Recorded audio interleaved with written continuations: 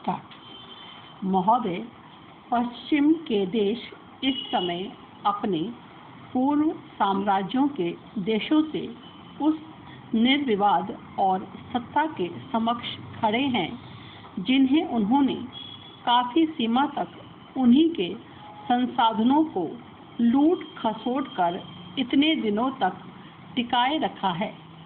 लेकिन अब वह उनके समक्ष बलपूर्वक प्राप्त करने वाले विजेता के रूप में नहीं, बल्कि राहत और मदद पहुंचाने वाले उद्धारक के रूप में उपस्थित हैं।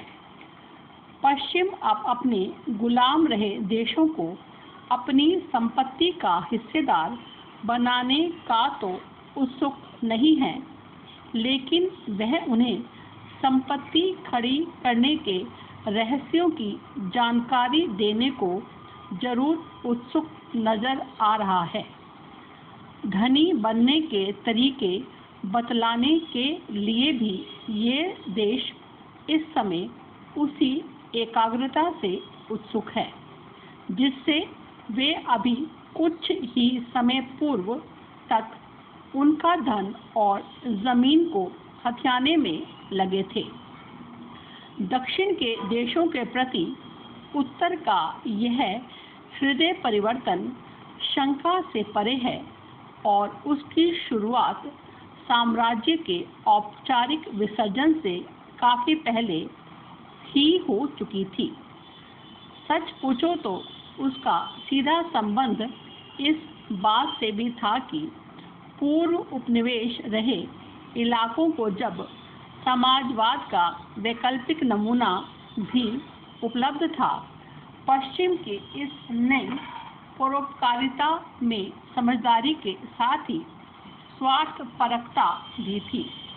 इसके पीछे सोवियत संघ द्वारा प्रस्तुत उस मॉडल को परास्त करने की तीव्र इच्छा का भी हाथ था जो नव स्वतंत्र देशों के सामने नई संभावनाएं प्रस्तुत कर उसके पतन को नजदीक लाने में खुला योगदान देने के पश्चात अब पश्चिम ने उन शिष्टाचारों को त्यागने में जरा भी विलंब करना ठीक नहीं समझा है जो उसने रूस के साथ अपनी प्रतिद्वंद्विता के प्रारंभिक दौर में अपना रखे थे।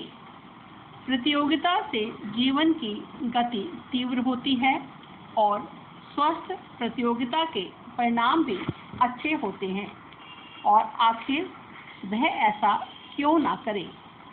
दक्षिण के सामने अब उसी सलाह निर्देश तथा नुस्खे मानने के अलावा कोई विकल्प भी तो नहीं है।